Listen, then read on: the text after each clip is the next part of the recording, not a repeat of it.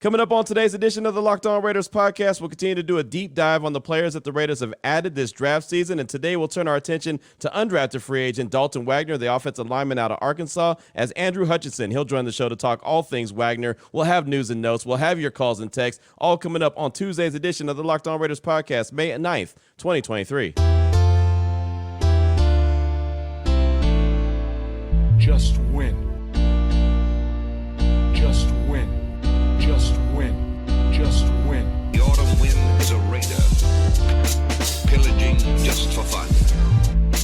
He'll knock you round and upside down and laugh when he's conquered and won. And won. And won. And won. And won. And welcome in, Raider Nation, to another edition of the Locked On Raiders podcast. Thank you so much for making the show your first listen of the day. Make sure you subscribe or follow for free on YouTube or wherever you listen to podcasts to get the latest edition of the show as soon as it drops. And, of course, if you're checking us out on YouTube, many thanks to you. We're over 6,000 subscribers now, and that's because my guy Ari puts us up on YouTube each and every day. He does a fantastic job. So many thanks to you for listening and checking us out. And, of course, many thanks to my man Ari at Ari Produces on Twitter for making sure we're up there looking good on YouTube each and every day. Today's edition of the Locked On Raiders podcast is sponsored by BetterHelp. BetterHelp connects you with a licensed therapist who could take you on that journey of self-discovery from wherever you are. Visit BetterHelp.com/LockedOn today to get 10% off your first month. We'll tell you a lot more about them following segment number 1 of today's Locked On Raiders podcast. Want to go ahead and jump into the news and notes here. And I've said it multiple times that the Raiders will have their rookie minicamp at the end of the week, May 12th through 14th. We'll get a chance to actually talk to some of those rookies next week. We won't be able to be at the Intermountain Healthcare Performance Center for the minicamp to be able to observe what's going on, but following the minicamp next week, when the Raiders have one of their OTA sessions, we will be able to be there, be able to talk to some of the rookies and the veterans as well. So you won't hear from any of the rookies until next week, but you'll definitely hear from them at some point. Also, something that the NFL confirmed on Monday that there was a little bit of question about is the NFL schedule. It's officially going to be fully released on the 11th. That's Thursday. There was a little bit of question if the league was going to be ready in time. Peter King, Monday Morning Quarterback, does a fantastic job. He had put out in his latest piece that he wasn't sure if the NFL was going to be ready on time, but they confirmed on Monday that they, in fact, will be ready on time. So Thursday, May 11th, 8 p.m. Eastern, 5 p.m. Pacific time, the full schedule will be released for the 2023 season. And I'll tell you right now, man, the NFL, they got it going on, don't they? They are the ones that will get everyone excited. They will give you a date to find out the dates, right? I mean, think about it. We're finding out the dates on the 11th of the actual games. Now, that doesn't mean that we're going to find out what this team's going to look like or what any other team's going to look like, but you just know when the games are going to be played, what time they're going to be played at, this, that, and the other, and it's just an exciting time, another step in the ramp up towards another NFL season. But May 11th, 8 p.m. Eastern Time, 5 Pacific. They'll be featured on NFL Network, NFL.com, NFL app, ESPN. It'll be everywhere. Any network that has sports will be all over the regular season schedule release. But the NFL does a great job in the slow drip process as well. So on the international games, and please believe the Raiders could be involved in international games. There was a report floating around Twitter about a weekend or two ago that the Raiders will be playing Buffalo overseas, so that's something to pay attention to. Don't know if that's true. It was something I mentioned. It was a rumor, but it was never confirmed. We'll find out on May 10th on NFL Network and ESPN. They'll let you know when the international games are. But that's not it. Also on May 10th, we'll find out the Black Friday game by way of Amazon. And I don't know about you, but when they announced that there was going to be a Black Friday game, it's going to be the first one ever played this year, I just assumed that was a Raider home game. Right? And I was actually surprised when there was some pushback when I was talking about it on my radio show on Monday. I was like, yeah, that's going to be a Raider home game, right? And Damon was like, I don't know. I think you're thinking too much into it. I think you're deep diving into it because of black and silver and black. And I was like, no, it just makes sense. So I'll be shocked if we find out on May 10th that the Black Friday game is not hosted by the Raiders. And honestly, I think that the Raiders should host it every single year. Similar to what you see with Dallas and Detroit on Thanksgiving, they host their games every single year. I think the Black Friday game should always be a Raider game, a Raider home game. It makes sense. The silver and black, the Allegiant Stadium is all black. It's Black Friday. There's a lot of people that travel to Vegas around the Thanksgiving holiday. I mean, again, it just makes all the sense in the world, but maybe I'm thinking too much into it like Damon said I was. So we'll find out on May 10th by way of Amazon who's going to be playing in the Black Friday game. But I'm willing to, I don't want to say bet because I'm not going to lose any money, but I really have a good feeling the Raiders will be involved in that Black Friday game. Also, select individual games. Again, slow drip process by the NFL. They're so good at this. May 10th on Fox and Friends and CBS Mornings, they're going to give them a couple games that they're going to announce when they are. So think about that. On May 10th on Fox and Friends and CBS Mornings, they're actually going to just go ahead and roll out a couple games. So if you weren't already watching Fox and Friends in the mornings and CBS Mornings, I don't know how you all of a sudden decide, well, I better watch now so I can find out when these games are going to be played, when you can find out the next day the whole schedule of all the teams across the league. But there you go. The NFL is going to go ahead and throw a bone to Fox and Friends and CBS Mornings on May 10th. And then on May 11th, they're going to do the same thing. They're going to throw a couple games out to the Today Show and Good Morning America. So I made the joke on my radio show on Monday. If you weren't waking up with Robin Roberts already and Michael Strahan wasn't already your guy, you don't need to wake up with them on May 11th just to find out a couple games. Again, you could just wait until a little bit later in the afternoon and actually find out the full schedule of every team across the league. And on Twitter, there'll be a bunch of leaks. And by the time that 5 o'clock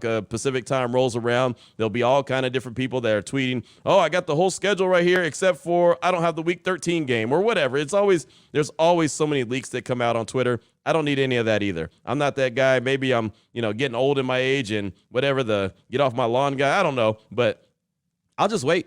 I'll just wait till the schedule comes out, and then we'll talk about it. I know I'll be doing something with Raiders.com as well, as Eddie Pascal is still out, so he won't be doing Upon Further Review this week. And I think me and Jesse Merrick, we're actually going to tag team the schedule release. So there'll be a lot of content coming out around the schedule, not only here on the Locked On Raiders podcast, not only on Raider Nation Radio 920, but also Raiders.com, as we'll have that covered like a glove. So that's the schedule release coming up later on this week, starting on the 10th, then the 11th, and, of course, rookie minicamp is the 12th through the 14th. Also, wanted you to hear from Vic Tafur from The Athletic. I had him on my radio show on Monday, and we were talking about the Senior Bowl. He put out a really good piece about how the Raiders and Patrick Graham really took advantage of the Senior Bowl. But I had a couple questions that I wanted to ask him. I had people hitting me up asking me about a couple different subjects, including Michael Mayer, the tight end from Notre Dame. I feel like a lot of people don't like that pick because they don't feel like that was a good place to get him in the second round. And I had one guy hitting me up. He was sending me direct messages, and it was a kind of back and forth conversation. He kept saying that, yeah, but I never heard anyone talking about a tight end early. And I would push back on that. I talked about the tight end position quite a bit, to the point where I thought that Darnell Washington out of Georgia was going to be a first-round pick, and I kept saying I would love to see Darnell Washington added to the Raiders. I don't think that they're going to draft a tight end in the first round, but if he drops to the second round, I'd have no problem him getting selected there. He didn't go in the second round, but Michael Mayer was there out of Notre Dame, and many people believed he was the best tight end in the draft. So I thought we talked about the tight end on the show quite a bit, and of course I have people that tell me, oh, you never said that. Not true. You just didn't hear that show, which is okay. I don't expect you to listen to every show or watch every show on YouTube, whatever the case may be. But I did ask Vic Tafur about Michael Mayer and what was the gap between him and the next drafted tight end. And it's funny what Vic's thoughts were, because he put a piece out about like 11 different tight ends that the Raiders could look at. But here's interesting thoughts from Vic on Michael Mayer. I'll tell you what, I did a big story on all the tight ends in the draft before the draft started, like which guys Raiders may target. And I totally blew off Mayer because, you know what, I could get him in the first round. So forget about him. I didn't even talk about him, maybe one sentence about him. I went to the other 11 guys in depth. So that tells you my draft thought. I thought he'd be gone. So I could get where if he's there in round 2. I guess they tried to trade back in round 1 to get him, but they couldn't do it. So, there's some poor man's Gronk comparisons. He's a guy who can make the short line, short yardage catches. He's tough after the catch. He can block a little bit. So you have all the tools you want in terms of a Patriots, Raiders / tight end nowadays. So I think it's you got to replace Darren Waller. You need a guy who can make plays in a different way than Darren, but definitely a playmaker in his own way. So I get it. I think he's definitely a big-time weapon for their offense. So I thought that's pretty funny that Vic didn't even write in his piece about the tight ends about Michael Mayer, because he just knew, well, 1, the Raiders weren't taking a tight end in round 1, and 2, they would have no chance at Michael Mayer. That kind of gives you an idea of how big of the gap it is between Michael Mayer and the next tight end that was actually selected in round 2. And look, there was multiple tight ends selected in round 2, but none of them had the production of Michael Mayer. So again, I know that everyone wants defense, including me. I want to make sure that they continue to develop that defense. But man, that Michael Mayer selection, I think is going to be a really good one, and it's going to help the defense because it'll keep the offense on the field. So, one way that the defense doesn't have to worry about anything is if they're not on the field. And I'm not slighting them, like saying they stink, so they're so bad, just keep them off the field. But Michael Mayer is going to keep drives alive. He's going to also help out in the red zone. And that's a tight end is something that Jimmy G is going to want to throw the ball to, get the ball to him quickly. Plus, he can block. I mean, I just think that is a win-win-win situation. teams always talk about the best player available. We talked about it quite a bit here on the show. That's a really good player. Don't be ashamed, and I'm not saying you are, but don't be ashamed that the Raiders drafted a really good player at the beginning of round 2, even traded up for him to pick number 35. One more soundbite from Vic Tafer, and that's on the Hunter Renfrow contract situation. I've talked about it a few times on the show that Spotrac.com and OverTheCap.com, they have 2 different numbers for Hunter Renfrow if he's released or traded, and there actually is, and I have to correct myself, there's actually a spot on Spotrac.com for a trade post June 1st, and there is a little drop down that I didn't see at first, but it was pointed out to me multiple times on Monday on Twitter. But it's still different. The number is still different on Spotrac as it is to OverTheCap.com. So I'm not 100% sure which one is accurate. So I asked Vic about that situation. So here's the question and Vic's answer. But Vic, you mentioned, the post June 1st when it comes to Hunter Renfrow, and I'm so confused by this. And what I mean is, if I look at Spotrac.com, which I've looked at multiple times, it says one thing post June 1st for Hunter Renfrow and his contract. Then I look at OverTheCap.com, and it says something much lower, like only a $1 million cap hit if he's traded after June 1st. Do you know which one is actually true or which one is more accurate than the other? I don't, but I do know that it is definitely less. I think the 1.1 is saying that's closer to the truth than the other one. I think the truth is somewhere in the middle. I think these contracts are not widely known, but from what I've been told, there is a less of that cap hit after June 1st. And who knows? That doesn't mean we'll trade them, but I just think that they were going to. It makes more sense to do it after June 1st. So there you go right there. And Vic just says, like you said, heard him say, he doesn't know if Hunter is going to get traded, but if he were to get traded, it would make sense post June 1st. And again, OverTheCap.com says it's only a $1.8 million dead cap hit and a savings of $11 million if it's a trade post June 1st. And Spotrac.com, I don't know the exact number. I have to look it up again, but it's not the exact same. So somebody's off, but he kind of feels like it's somewhere in the middle if, in fact, he's going to get traded. And that doesn't mean that he is, because there is a world where Trey Tucker and Hunter Renfrow could definitely be on the team at the same time, and Trey Tucker focus in on kick returns and punt returns, and Hunter Renfrow concentrate on being the slot receiver, and maybe Trey Tucker be a gadget guy as well. So there's that. But just kind of want to try to clarify that, and I know a lot of people have been trying to reach out and solve the mystery. I don't think anyone has an exact idea of the savings or the cap hit that it would take if Hunter Renfrow was to get moved. But we'll see what happens. And again, if we do see anything that happens, it'll most likely be post June 1st. So that's what I got for you for segment number 1 of today's Locked On Raiders podcast. Coming up in segment number 2, going to continue with our profile of Raiders players that are added this offseason. Undrafted free agent Dalton Wagner from Arkansas. He was a priority offensive lineman selected and signed immediately after the draft got wrapped up. We'll break down all things Dalton Wagner coming up in segment number 2, and we'll get to that right after I tell you about the title sponsor of the show. And as I mentioned at the top, that this episode of the Locked On Raiders podcast is brought to you by BetterHelp. And a lot of times in life, it is easy to get caught up in what everyone else needs from you, right? You never take a moment to really think about what you need from yourself. But when we spend all of our time giving, it can give you that feeling stretched thin feeling, that burned out feeling, that sad feeling, that incomplete feeling, right? It kind of leaves you in a daze or sometimes even in a fog. And I know I've been guilty of that. I'm sure that we all have, right? Well, a lot of us are give, and go, right? And then don't even really think that, hey, we might be burning ourselves out. So therapy can give you the tool to find more balance in your life so you can keep supporting others without leaving yourself behind. So if you're thinking of starting therapy, give BetterHelp a try. It's entirely online. It's designed to be convenient, flexible, and suited to your schedule. All you got to do is fill out a brief questionnaire to get matched with a licensed therapist and switch therapists anytime for no additional charge. It's real simple. Find more balance in your life with BetterHelp. Visit BetterHelp.com/lockedon today to get 10% off your first month. That's BetterHelp, HELP.com/lockedon. All right, Raider Nation, here we go. Segment number 2 of today's Locked On Raiders podcast. Time to jump into another deep dive. Want to do another profile about players that the Raiders have added this offseason, either by way of free agency or by way of the draft. And one guy that was signed immediately after the draft was over was offensive lineman Dalton Wagner from Arkansas. I had on my radio show Andrew Hutchinson from Best of Arkansas Sports on Monday on Raider Nation Radio 920, Unnecessary Roughness, and we did a deep dive on Dalton Wagner. We started off with me just asking if he was surprised that Wagner went undrafted. I wasn't too surprised. I mean, he does have some injury history. That was his biggest deal at Arkansas, was just being able to stay on the field, had some back issues, and as an offensive lineman, that's not a good thing to be dealing with. But when he was on the field and healthy, he was very effective.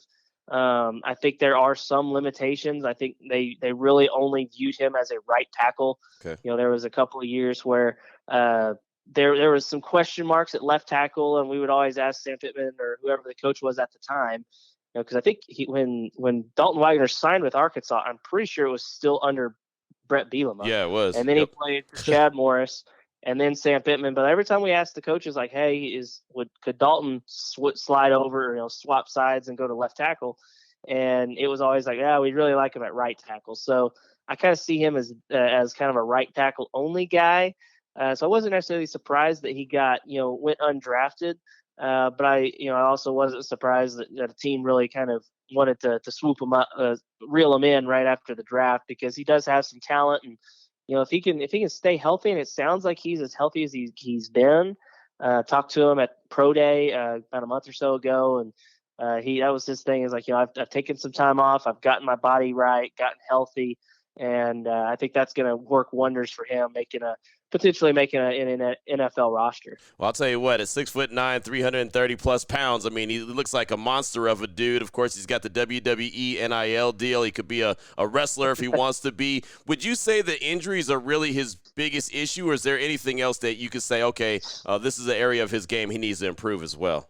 I think he could stand to improve as a pass protector. I think that's maybe another one of the knocks on him. I mean, he wasn't just god awful or anything, but he also wasn't as good as he was maybe in the run blocking game, opening up holes. And, that's what was a lot of what Arkansas's offense was based on, was, being able to run the ball. And he was a huge key in that.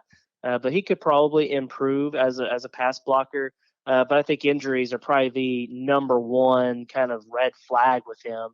But if he can be healthy, I think he's definitely got the abilities to make a roster. If nothing else, make a practice squad, and then who knows what happens. Arkansas had an offensive tackle, from a few years back under Sam Pittman when he was the offensive line coach here, named Dan Skipper, who was on a practice squad, played a snap here or there.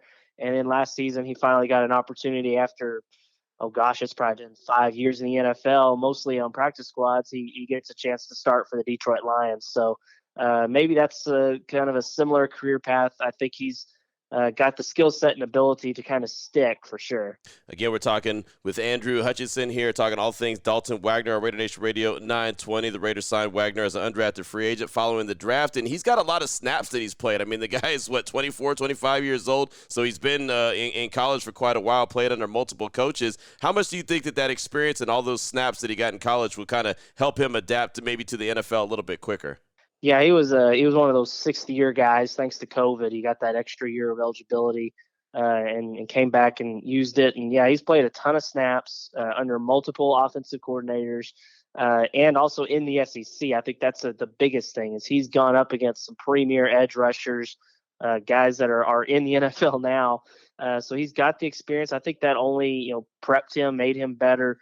And also, I mean, he played for Sam Pittman. I think that is probably the biggest kind of compliment you can give somebody for an offensive lineman, is you've learned and started under Sam Pittman.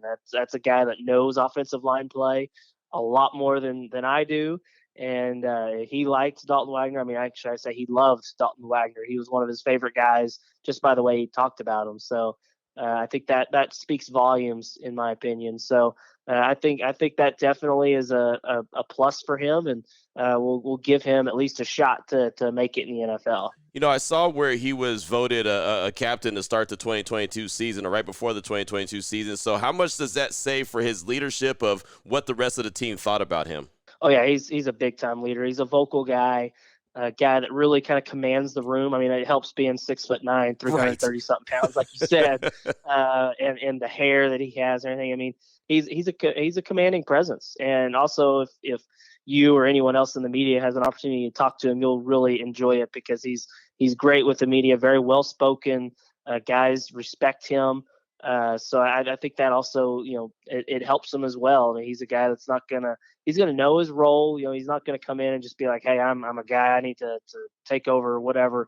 He's going to know his role, but he's also going to, whenever he speaks up, it's going to mean something. He's just a really good guy for one. And personally, I'm happy for him that he's getting an opportunity. There was a time where I wasn't sure he was, because of those back issues. So for him to get this opportunity is just really awesome, just because of how, I know just his story and everything. He's a guy that deserves the opportunity, and I'm really looking forward to seeing what he does. Again, we're talking with Andrew Hutchinson, Best of Arkansas Sports here on Raider Nation Radio 920, talking about Dalton Wagner. And I remember that cold day in Fayetteville. He allowed 2 sacks against Alabama. Was that, in your opinion, kind of the rough day that he had throughout the 2022 season? Well, I would have to say there's a lot of people out there that have had rough days against Alabama. True. That's just part of it. But yeah, I mean, there were some ups and downs, but I mean, for the most part, I mean, you look at, Pro Football Focus grades and all that kind of stuff. For the most part, he did okay. He did pretty well, pretty solid. It was part of what was pretty much a really good offensive line. The offensive line as a whole kind of faltered down the stretch. Not really sure what exactly led to that. It was one of the more bizarre kind of storylines in the last few games of the season. But for the most part, Dalton Wagner, I thought, held his own and graded out well whenever he was in there. And again, Sam Pittman always spoke really highly of him, and never really, there were times some other guys on the line he would mention, like, hey, so and so's got to step up, whatever. And really, for the most part, Dalton Wagner was not one of those guys. He usually was doing what he did, but again, you're going to give up a sack here or there, especially against a team like Alabama, and I think that was just kind of the case there. Yeah, there's no doubt about that. We'll finish up on a high note. I mean, Arkansas ran for over 3,000 yards, right? Had over 6,000 yards of offensive production. How big was he in the run game as far as the run blocker helping Raheem Sanders have big season? Yeah, Rocket Sanders ran for over like 1,400 yards, something like that. And honestly, the running back room as a whole is really talented. I think one of the more talented position groups on the team.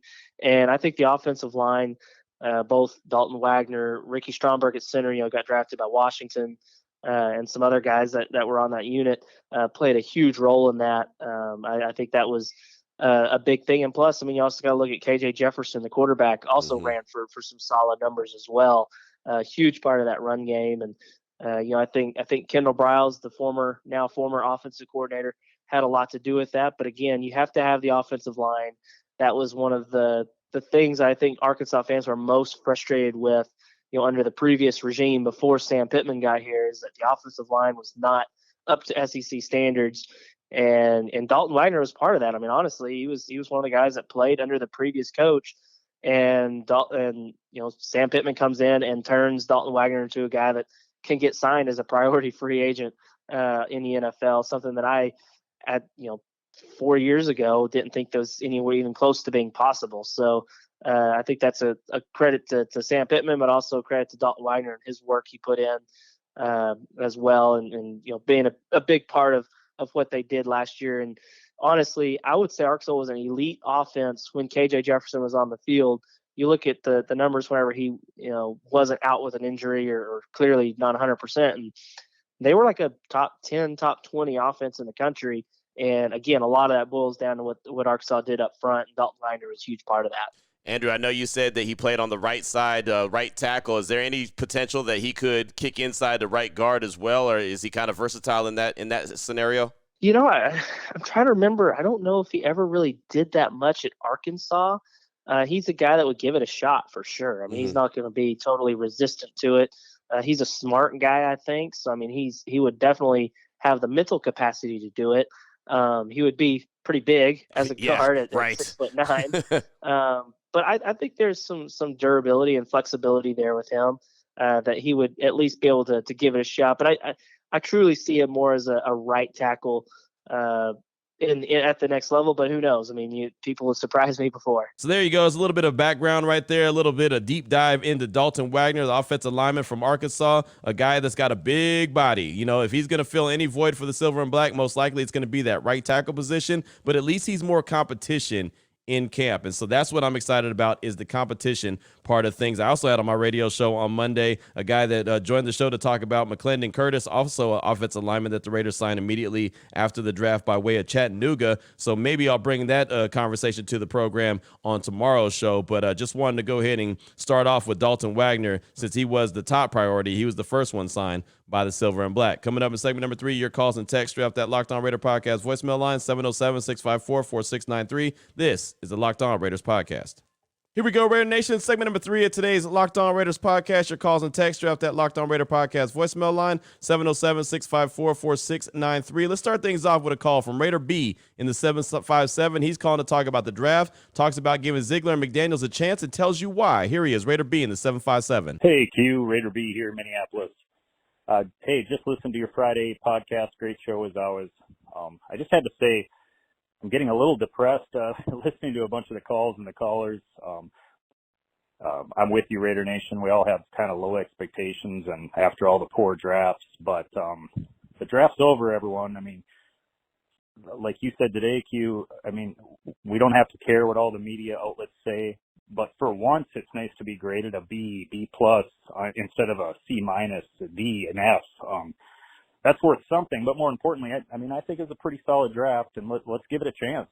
And let's also give McDaniels and Ziegler a chance. Yeah, they came in last year, had a bad year, but now we have a full draft. We're trying something different at quarterback. Love Derek Carr, but they made a change. I'm feeling good. I'm trying to feel positive. I know I just sound like I got my silver and black glasses on, but none of us are going anywhere. I'm pretty sure of that. We're solid. So let's stick with it and see what it brings, Raider Nation.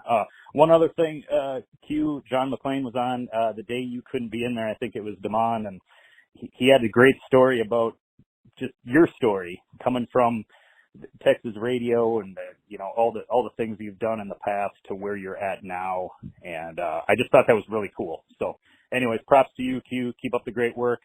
Peace out, Raider Nation. Thank you so much for the call, Raider B. I appreciate you. And that's kind of all I've been saying. Let's just see how this thing plays out. Again, it's only May, right? I mean, when the games start happening, I think we'll get a good idea of what we're in store for, right? People have asked me what my prediction is for wins and losses, and it's so tough right now. I really don't know. I mean, we haven't even seen training camp yet. So I really have no idea. So I just kind of want to sit back and, I'm just trying to remain calm and just want to see how everything's put together and what their plan is, right? We've been talking about their plan for the longest. I just want to see how they believe that it's going to unfold and what they believe that they're going to do this year, this upcoming season. And so I just been kind of waiting and chilling, but I get it. I understand why Raider Nation is fired up and upset and frustrated. And that's really what it's all about, is just the frustration of years on top of years of underachieving and not playing to the level that any of us, including myself, would like to see, especially after last season when I expected going into the season the team would be really good, right? I thought that they were going to be better than they were in 2021, and instead they took a step back. So that was kind of like a kick in the stones, but I get it. So for me, I'm just going to take that wait and see approach, but I understand why Raider Nation is frustrated. My big thing, the only thing I've ever been trying to say is don't fight with each other, right? That's been my whole thing. But again, that kind of falls on deaf ears at times as well. So Raider B, thanks for that call, my man. Good stuff, and it's great to hear from you. And hopefully this staff and this team gives Raider Nation exactly what they deserve this upcoming year. Up next, got a text from Raiderette Lizette. Hey, Q, Raiderette Lizette here. I've been watching your show for a few months now, and I appreciate everything you do for the nation. I had a question I was hoping you could answer. I'd like to take my 9-year-old son to training camp if possible. Do you know if we could attend, or do we have to be season ticket holders in order to attend training camp? I appreciate whatever info you can provide. Raiders. That's from Raiderette Lizette, and thank you for the text. I definitely appreciate you chiming in. Thanks for checking out the show as well. And what I remember from training camp, and I'll get some clarification as well and bring it back to the show. What I remember from training camp last year is season ticket holders. There was a group of season ticket holders that were invited at certain days. It's like not everybody was invited the same day. They had multiple days where different season ticket holders were invited to go out to training camp. And then I also know that sponsors, like corporate sponsors, had a day as well that they were allowed, or multiple days that they were allowed. But I'll find out the exact clarification on who's going to be allowed to be at the Intermountain Healthcare Performance Center and check out training camp, and then I'll bring it back. Plenty of time, believe me, in plenty of time for training camp to get started, which obviously doesn't get started for quite a while. But thank you so much for that text. And like I said, once I get the full clarification, I'll definitely bring it back to the show.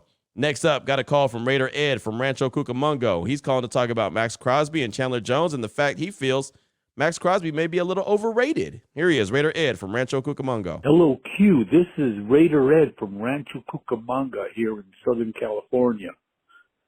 Hey, Q, I want to talk about Max Crosby. They're talking about that he is, the best defensive player on the team, and he's a team leader, a dog, all that good stuff. But let me give you a little bit of some facts here. He had 12.5 sacks. The first 5 games he had 6. The next 12 he had 6.5. He had 4 sacks against the Broncos. Out of the last 6.5 sacks he had, the last 12 games, he was unblocked one time. A second time, he had a small tight end on him. He beat him. He's rarely double teamed. And anyway, I think he's overrated. I think Chandler Jones got a bad rap. A lot of the double teams went everywhere else, at least later in the season. And when we needed a big sack in those close games at the end of the year, Q, I was waiting second half. Come on, you're the man. Do something. And it didn't happen, Q. This is Raider Ed, Rancho Cucamonga. Love your show. Go Raiders. Just win, baby. Raider Ed, thanks for the call, my man. I appreciate you. And I got to say, I disagree 100%, right? I mean, you said that Max Crosby is rarely double teamed. I would say he's often double teamed. He's often gets the most attention from everyone on the offensive line, the opposing offensive line. He gets chipped from the running back. I mean, he gets a lot of attention all the time. Most of the time, the other team says, don't let that guy wreck the game. Right. And there's certain games and certain teams, as you pointed out, that he's had a lot more success and he gets sacks in bunches. But that's kind of what sacks do. If you look at the real good pass rushers, a lot of times sacks comes in bunches. They'll come in 3 or 4 at a time, get 4 in 2 games or 3 in 4 games or whatever the case may be. And then they'll go on a little bit of a drought, right? I mean, it's not that easy to get them. And the other thing is, and I agree with you that there's a lot of times towards the end of the game that you say, okay, I want to see Max Crosby come up with that big play, close out the game, similar to what Khalil Mack did in 2016, where he was the defensive player of the year. The problem is that Max Crosby plays the whole stinking game. So he's not fresh at the end of the game. Right? I mean, even going back to like that Rams game, that Thursday night, I mean, he's clearly being held in the end zone. If they call that penalty, that's a safety. It's 2 more points. The Raiders win that game. He closed that out, but they didn't call it. You can't always depend on the officials. But I mean, he was dog tired and he made a play, but Jerry Tillery had a penalty as well, right? So that's multiple plays he made on that drive. So I don't think he's overrated at all. If you go back and look at what he did last year in 2022, he played almost 1,100 snaps. That's way too much. So I say that to say, with Tyree Wilson, the addition of him, Chandler Jones, other guys that they brought in, they have a little bit of versatility to them. Maybe Max doesn't have to play as many snaps, and then he could be that guy, because I do think that's the next step in him being the defensive player that he wants to be, is being able to close out games. So I wouldn't say he's overrated. I would actually say that every team focuses 100% on him. So that just kind of makes him even that more highly rated, because they know there's one dude on the Raiders right now that can wreck a game, and that would be Mad Max Crosby. But thank you so much for that text or that call, and let's see if he's able to take that next step this year, because he's always working on his craft. So again, thank you for your call. We'll close out with a text from Raider fan in the 805. He says, "Hey Q, curious to hear what you think about this, and maybe it could be a segment. Based on the sample size, we have some of the late-round undrafted guys from last year's draft who has the potential to break out and steal a starting spot. Guys like Sam Webb, Darian Butler, Luke Masterson, Polomoa. Love the pod. Thanks, Q." That's from a Raider fan in the 805. So who out of the undrafted free agents could steal a spot this year? I think Sam Webb potentially has a chance. I think that the secondary competition is going to be deep in camp, and that's why I think that he has an opportunity. And then the linebacking core, Darian Butler, Luke Masterson, they seem to like a lot what Luke Masterson brought to the table. So I think he would probably have a step ahead of Darian Butler, but you never know. Now that they've had a year under their belt, you saw Masterson get quite a bit of burn, especially towards the end of the season last year. So I think that probably Luke Masterson, Sam Webb, those are probably the 2 guys that I'd focus in on the most that have a chance to really make an impact. But there's also going to be undrafted free agents this year that have a chance to make an impact as well. But the good thing, I think, is that the competition in training camp is going to be huge, right? And so if you make that 53-man roster, I feel like you really, really earned that spot moving forward. So we'll see which one of these guys really steps up and has a big impact. But if I had to bet on it right now on May 9th, I would say Sam Webb and Luke Masterson probably have a lead in the clubhouse for undrafted free agents that could take that next step this year in camp and then leading into the regular season. So that's all I got for you for today's show. Definitely appreciate you, as always, all the feedback on the Locked On Raider podcast voicemail line, 707-654-4693. Coming up tomorrow, we'll have more news and notes of the day. We'll see if we can continue to do our deep diving on players that the Raiders have added this offseason, either by way of the draft or as a free agents as well. And, of course, we'll get more calls and texts straight off that Locked On Raider podcast voicemail line. So until then, Raider Nation, take care of yourself, take care of your family, love on your family. Most importantly, as always, just win, baby.